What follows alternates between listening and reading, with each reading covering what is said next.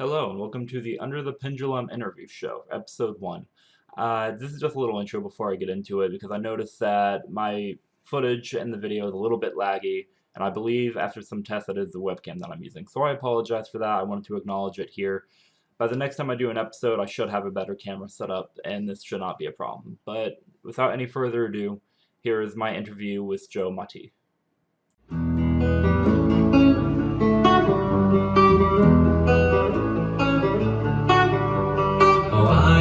Now realize what I need to do today. No longer in disguise. Found myself with the pleasure, not the pain.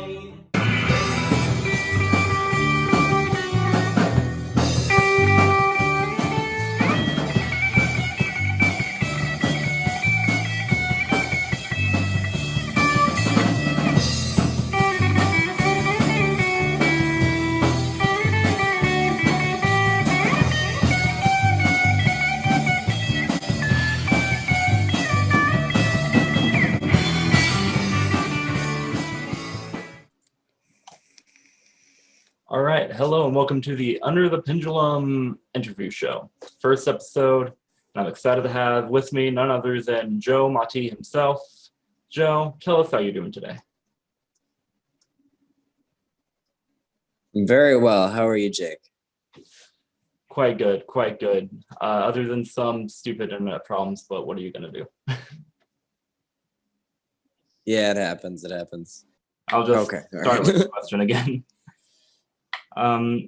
What inspired you to start doing music? Whether it was an artist, a moment in your life, whoever it was.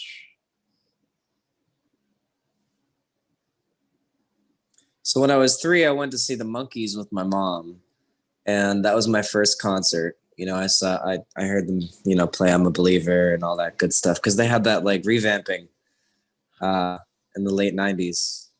So I saw them, and I was 8 years old, and I went to see the Allman Brothers with my dad. It was at the Meadows in Connecticut, which is, I believe, now an Xfinity Center. So that was really fun. And then a week later, I saw Green Day on the American Idiot tour. So that's what really inspired me to get on stage, was them. I tried to start learning guitar around 8. I put it down until I was about 17.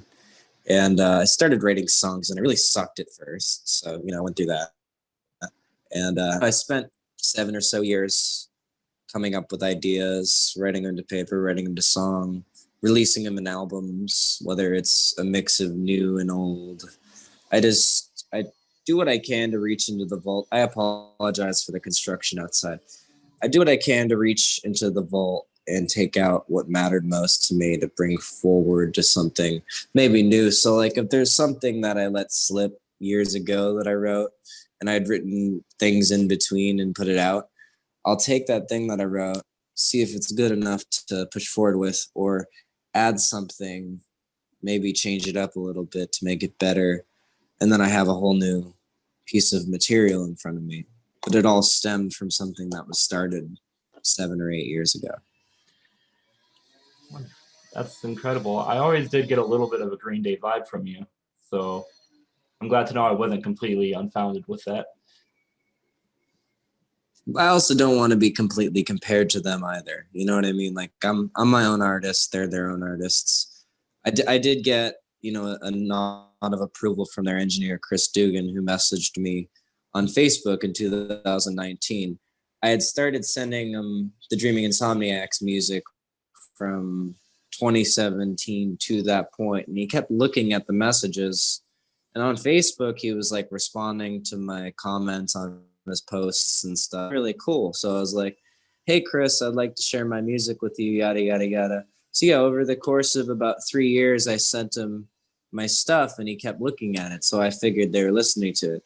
And it's funny because I'm working on a little theory. I could be wrong, but I think they probably took some influence from my music within their 3 new albums. Like they did a 26-minute long 10-song album, Father of All, last year, a cover album, and then a side project album from the network, which was brought back from 17 years ago.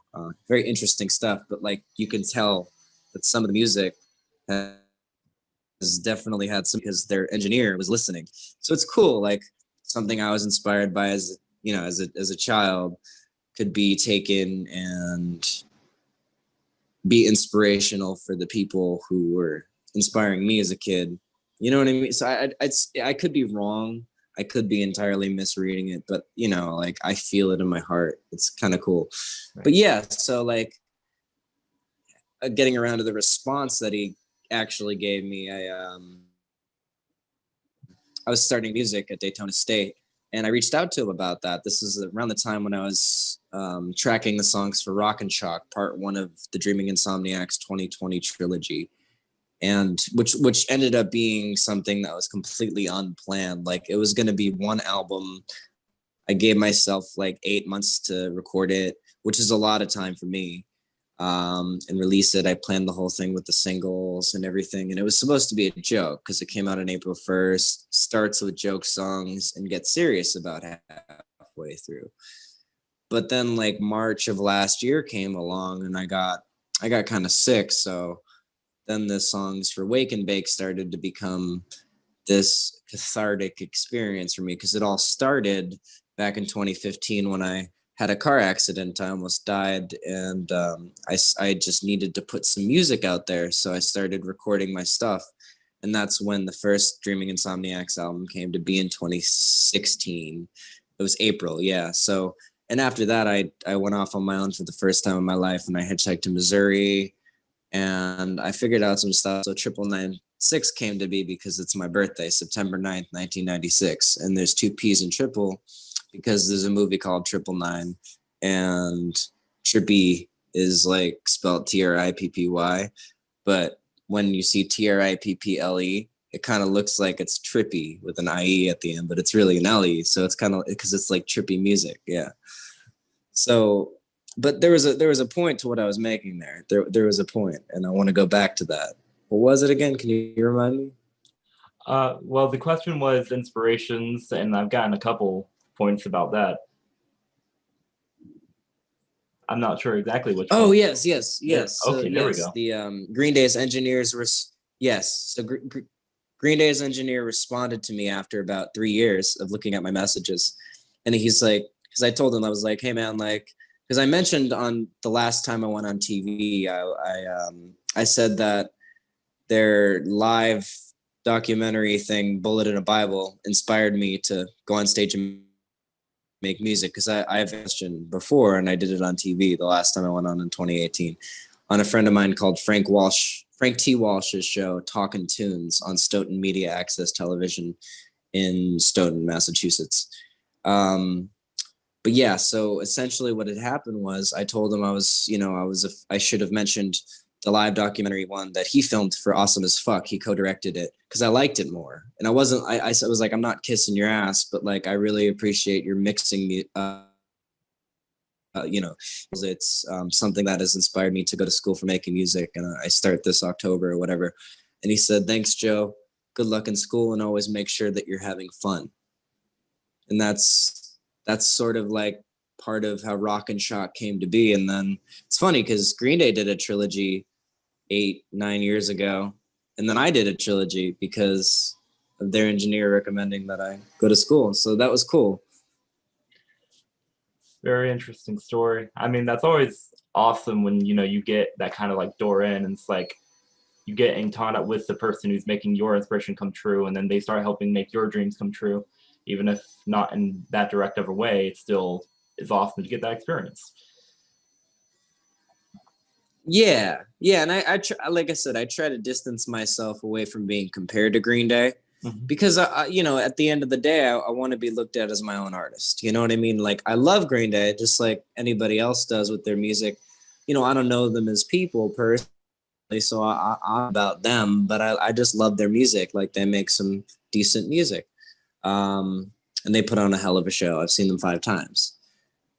At the same time, like, I don't want people to think, oh, I'm that same person. No, I'm my own person. I make my own music, and I write from the heart. So I'm not copying anybody. I'm not being derivative. You can't copyright a chord progression. It's all in the lyrics, and it's 100% authentic poetry that it all starts with. So that's something I pride myself on without, you know, stuck up or, you know, like my girlfriend, Lindsay Duvernoy, she tells me that, you know, being modest is very important. You know, you know, calling yourself humble means you're not humble. But if you're modest, it's a much more mature and satisfying word to resonate with and be true to. So yeah, modesty is the best policy. I can agree to that. I can attest to that. Going back to something, Yeah, man. something you mentioned earlier that I had a certain question about. You mentioned that some of your music was definitely, you know, more on the comedic side, and then eventually started doing more emotional music. And I've seen both sides. I was on stage with you performing fiery shits for a crowd at a bar. So I wanted to know, roughly what percentage of your music would you say is comedic, and then the other percentage, you know, more serious and emotional? Can I give you the backstory on how I wrote that song first? Sure, Because it's actually really funny. I'm in for that. So obviously, Fire Shits is a joke song. It's the first one with words and rock and shots. Um, so what it is I wrote it on a dare.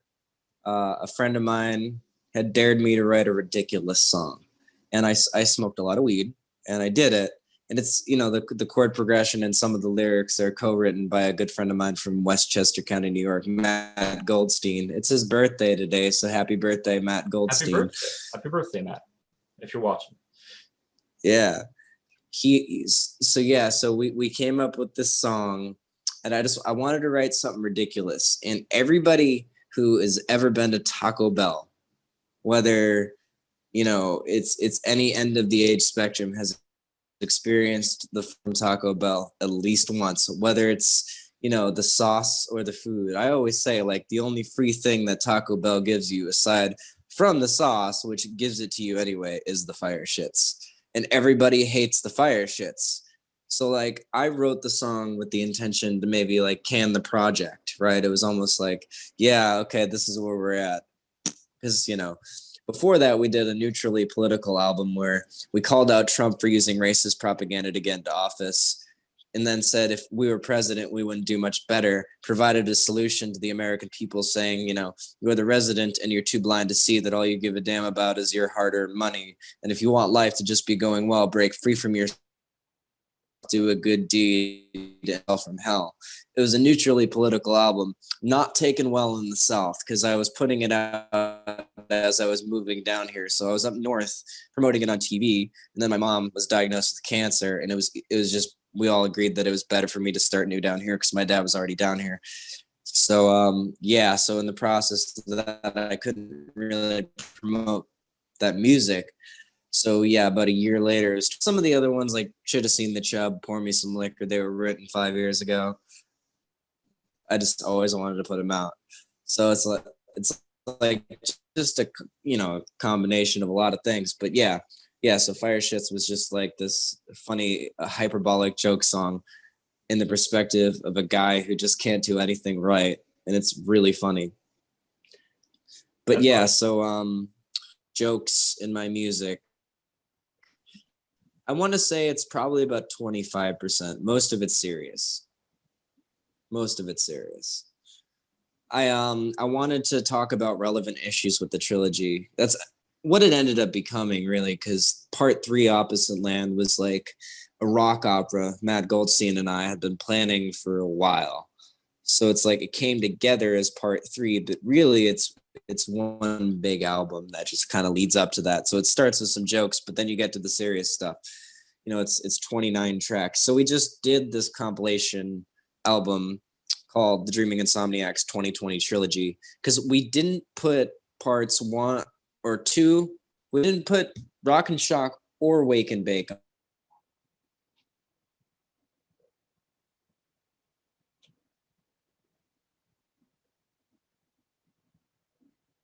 As I, you know, don't want, because I want everybody to have access to the music. So I put together 29 tracks, everything from the trilogy. I replaced Not Okay from Rock and Shock with Matt Goldstein's version of it because he put a lead on top of it. So we had 2 versions of it. I had a plan to do some last year, which was a few months after the final part of the trilogy was released. And yeah, on the 1st, we did the 2020 trilogy in one big album. So if anybody's interested in any of these new songs, you could just go right to YouTube and find them there for free. Absolutely. Best way to do it.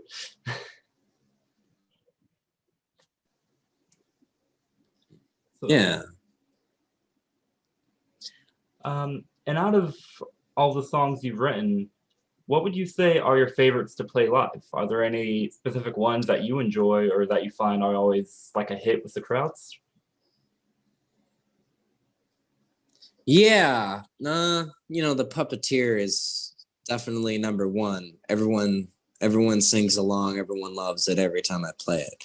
I do get sick of playing it after a while because like it was about nightmares I had about the end of the world. It's like, you know, but like Small Town's a fun one to play. I really like the new stuff Triple 96 has. It's we did an album on 11/11. It took a couple years of a break after the last one, which was the Rustic City, a collaborative effort to show like a city of music, which like all of the Triple 96 albums sort of start off negative and end positively. I'm not like copy and pasting everything because it's all different, but they all have the same idea: therapy through music. I'm going to school to be a therapist anyway, so it's just like part of my own growth. And if people choose to put their judgment aside and listen and let it help them, they can. So yeah, our newest album is called Never Sell Out, and it's a big fuck you to the bad aspect of Hollywood. The people who are very bad. The ones who like kids. That's all I'm gonna say because I know we can only say so much. But and all of Hollywood is I've had a lot of support from Jamie Kennedy. Michael Rosenbaum responded to me recently, which is really cool. So like there are good people in the industry. There's a lot of shit though. So it's a big wake up call to that. But even in the music, it can help sick people turn around. So the goal is to just grow as a humanity, come together, unite, and not just get angry at one another and be shitty, So it addresses all of that. And it all starts from within. So I'm working, I have a good girlfriend, I have a nice place to live, I have my stuff together, and the music's just something I do for fun. I don't do it for money. That's really good to hear. Because not only is that a great message, but that was kind of where I was going to take this interview next, is figuring out the main meaning of your music, and if everyone took your songs and listened to them straight through, what kind of message they might come away with that. So would you say that's like the big overarching, or just kind of for that album?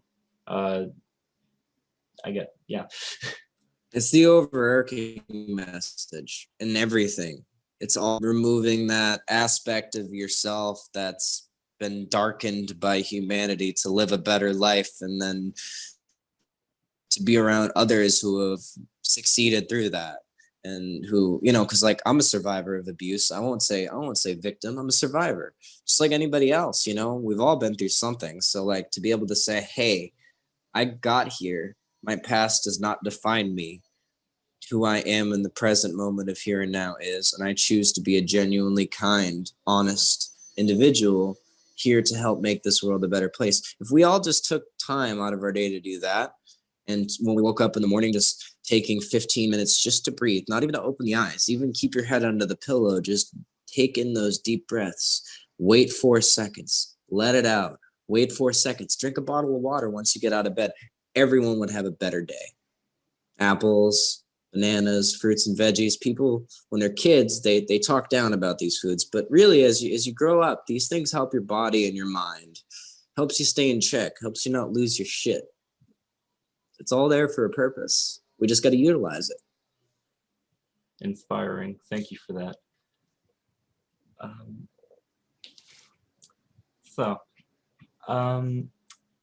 Now that we've heard a little bit about your new album, I wanted to go to the next big news that I've heard, which is that you have a podcast coming up. Would you like to tell us a little bit about that?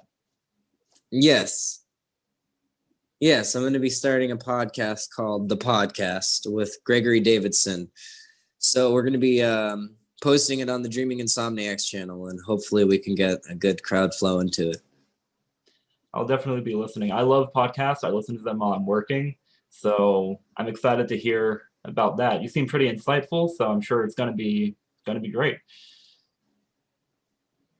Oh, and Greg is too. It's going to be so much fun. I'm not going to spoil anything about it. We already know how the structure is, but I'm not giving anything away, you know? Secrets. I didn't sign an NDA. I'm choosing not to share. I like surprises. Like movie trailers spoil everything in movies nowadays. So like when you get to the movie, it's like, wait, I've already fucking seen this shit. So it's like, why? Come on. We need an element of surprise. Exactly. Which is why the horror movie industry is dead. I'm gonna get flamed for that. I think it's doing all right. I'm excited for the new Halloween movie. I wasn't aware that there was one, especially not under the current world circumstances. Oh yeah, I haven't they're paid doing a much whole new attention. trilogy. Oh, Yeah, I'll they delayed it last year. So the first part came out in 2018. It's directed by David Gordon Green, the director of Pineapple Express. Sounds ridiculous, but John Carpenter executive produces it, does the music with his grandson and family friend, I believe. And Jamie Lee Curtis is in it, and she's like a baby. So it's like a direct sequel to the original. So all the bad sequels don't exist. And there's some dumb comedy because Danny McBride co-wrote it, but apparently the second one that's coming out is going to be more heavy on the Michael Myers, less on the bullshit comedy. So I'm excited to see what they do with it. And, you know, I'm obviously excited for Scream 5, even though Paramount's making it. Not big on Paramount, but what do they do? sounds like it'll be a worth my time, anyways. Um, hmm. So another just fun question that I had that I like to throw out there to anybody who I'm talking to is if you had your choice of any musician in the world that you could work with, who would you pick? You know, that's a really hard question. Dead or alive? Dead or alive? Oh, you mean that's a reverse question. Okay, I'm sorry. I thought that was the name of an artist. I don't know why. You know what? I'll say they can be dead. They can be dead or they can be alive. It's a video game. It's also a good Oh, Bon Jovi that's song. an even harder question now. Shit. I dug myself into a hole. Shit. Yeah, that is a really good. Yeah. I don't know. I for some reason, Surge from System of a Down is the first one that comes to mind, which is sad because I could pick anybody who's dead. George Harrison. George Harrison. George Harrison. Right there. Is there any Yeah, particular George reason? Harrison. He was the only Beatle with a true soul. It's a bold claim, but I'll definitely take your word for it. Because, yeah. Not saying the others weren't talented. I'm saying he's the only one with a true soul. You can see it, you can feel it, you can know it. You just gotta look for it. It's not hard to see, though. It's not hard to see. All right. So I know we've heard a little bit about what you've been up to recently, but what would you say the future for Dreaming Insomniacs, 996, or just as a whole, the future for Joe Motte, what would you say that looks like? I guess we'll find out. I have high hopes, no expectations, though. I'm gonna do the best I can and keep working hard. Absolutely. I love music, so you know it's my calling. I don't do it for fame. I don't do it for money. It's just something I do as a hobby that people tend to listen to, and it's nice. It's reassuring. It's like I've had people be like, "Hey, Joe, like, you know, I haven't killed myself because of your music," and that's an honor because it's like I've been there.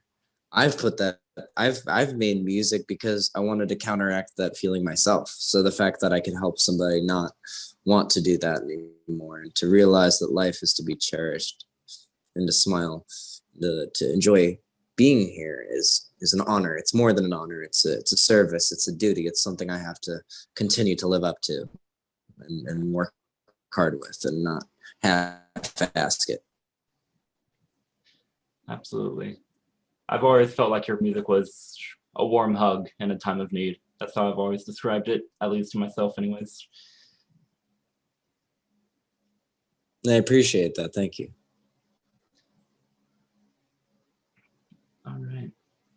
So I don't know how much more time you have. I don't want to be a burden on you. What time is it? Currently, it seems to be 2:05.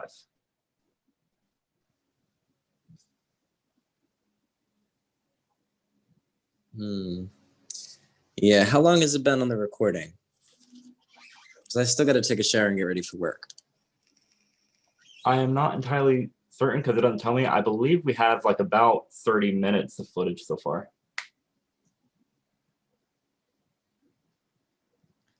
Let's keep it going. I don't have to be at work until 4:30. It means I don't have to leave until 4. Right. Just need like an hour to shower and get ready.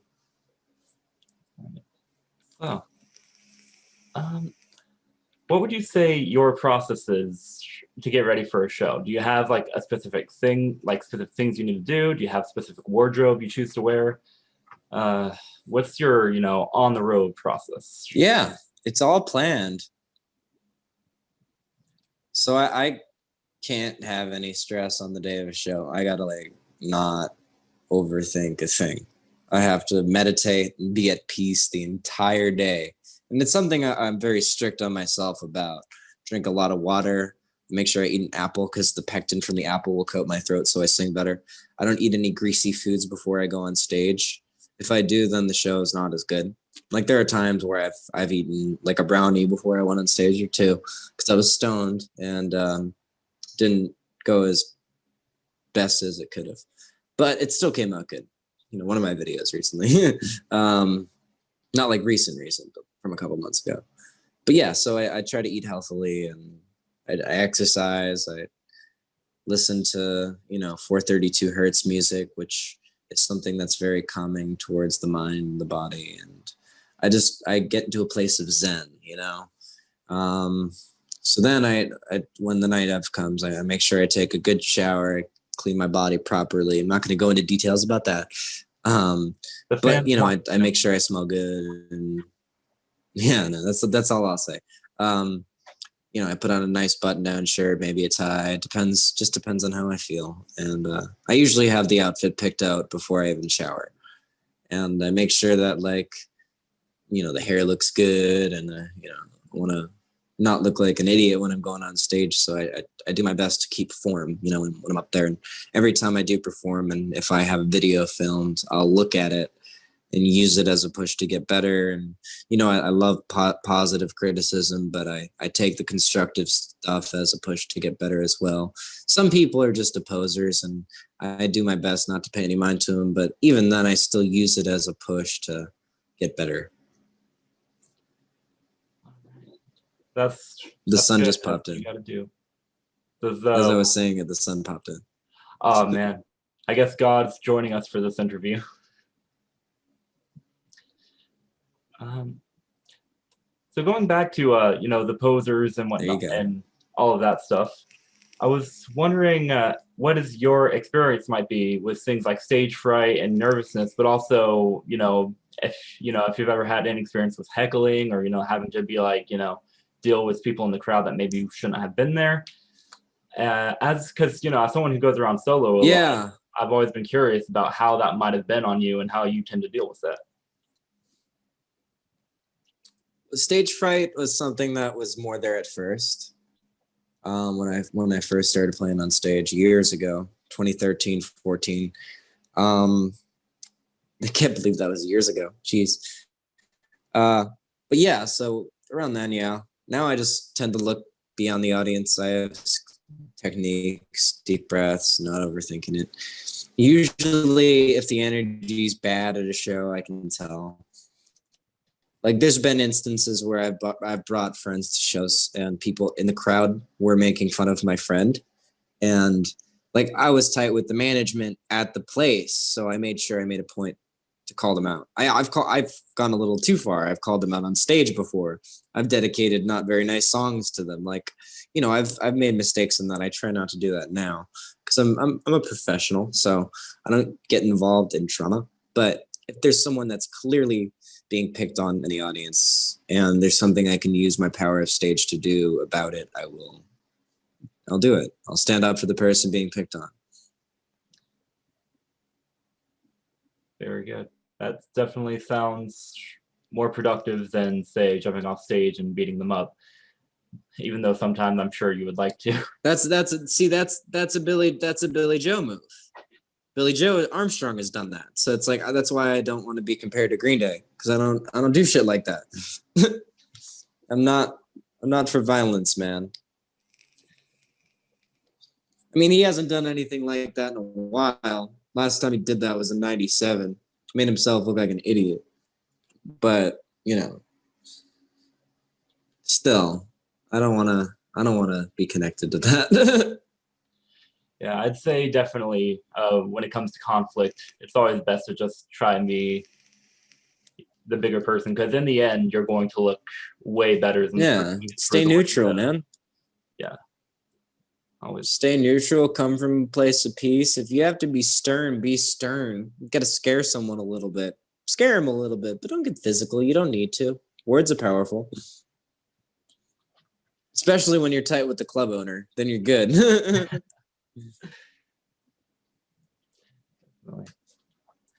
And something else that I wanted to mention, I don't know if this is still ever present, but I remember back when I first started looking into music, there was a very toxic mindset about bands versus solo artists, where a lot of bands would kind of treat solo artists as being lesser than them, solely because, oh, you're just one guy, we put a full group together. I don't know if that's still a thing or if you've experienced that, but I remember that was something very real. And No. You haven't. I haven't experienced it, but that's because I've gone back and forth between band and solo artistry. I have a balance with it. So I don't just stick to one. Like one starts to get old, I'll go back to the other. It's like right now I'm on the 996 kick, but after a while I'll get bored of that and go back to the Dreaming Insomniacs. I might take a break. I might not release any music for a while. I mean, I just put out 39 songs last year. So that's a lot. Impressive. That's more than we did the last time. So yeah. That's definitely impressive. I mean, I get worn out if I'm even just doing one song. If it takes me a couple tries, I'm like, oh God. Why couldn't I have been like an author or something? I will say, yeah, right. I will say though, there might be something coming. You never know. I'm just playing a face. I got a good poker face, but I just gave it away. So there might be something coming. Who knows? Joe Motte, you can't tell if he's open. Don't hold your breath. Oh no, we're closing it. Don't hold your breath.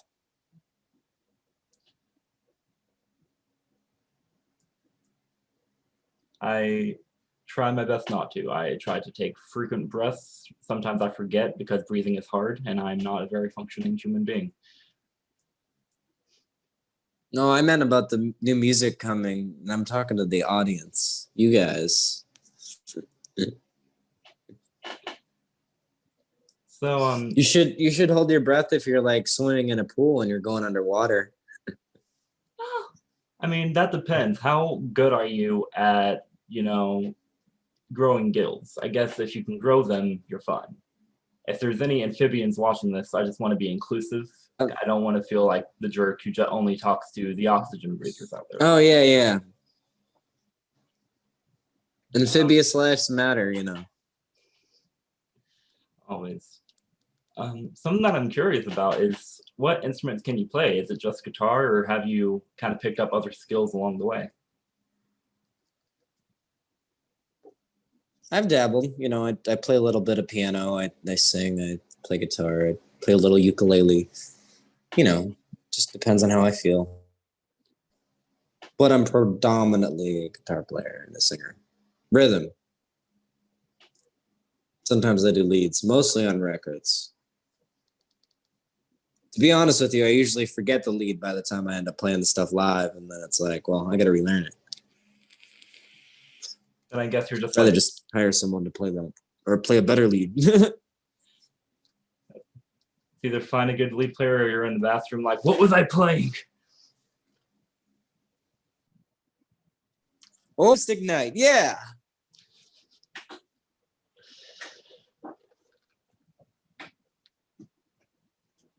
There's ways around it. I kind of want to get a loop pedal and fuck around with that, but Oh, I've just been actually, enjoying my Dookie drive. so far I actually do have I a got the loop Green Day pedal. signature Dookie pedal. Oh, you do you? What?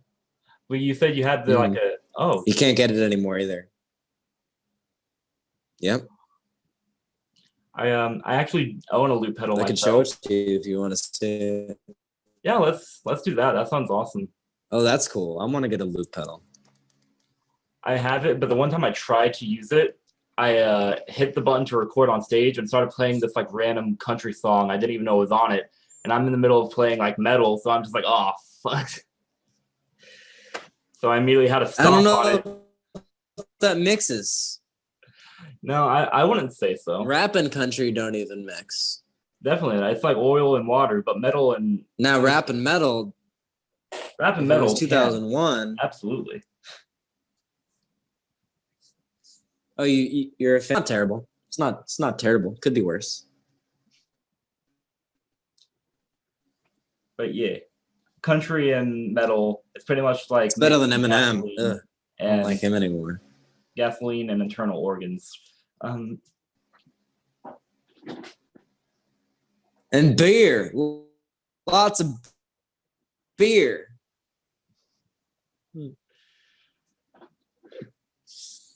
Those like cliche early 2000s.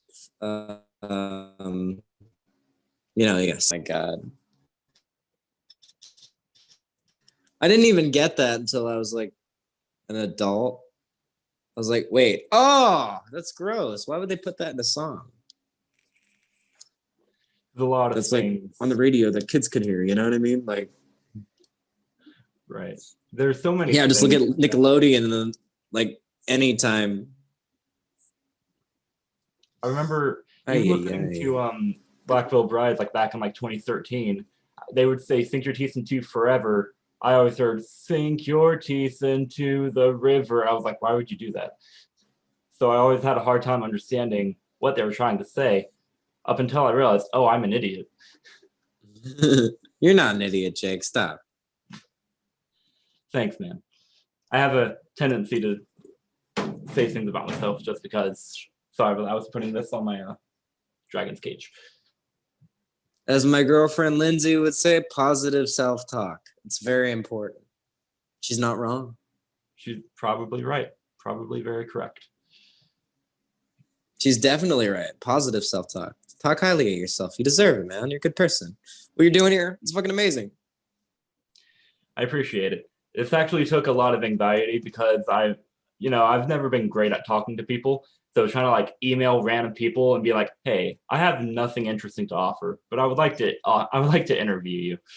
And luckily, it's gone better than I You're expected. asking good questions, man. Internet access aside, I've actually quite enjoyed my time spent here today, and I'm very excited for what's to come. Yeah, man, likewise. We got to play music again soon. I hope so. Hopefully I have a little more time than, just like, here's the root notes, improvise. But yeah, I definitely get up on stage. Hey, it still sounded good. That video got 2,500 views. I saw. That's crazy. That's probably one of the most like biggest amount of views I've gotten on a music video before. So Happy to help you get your name out there.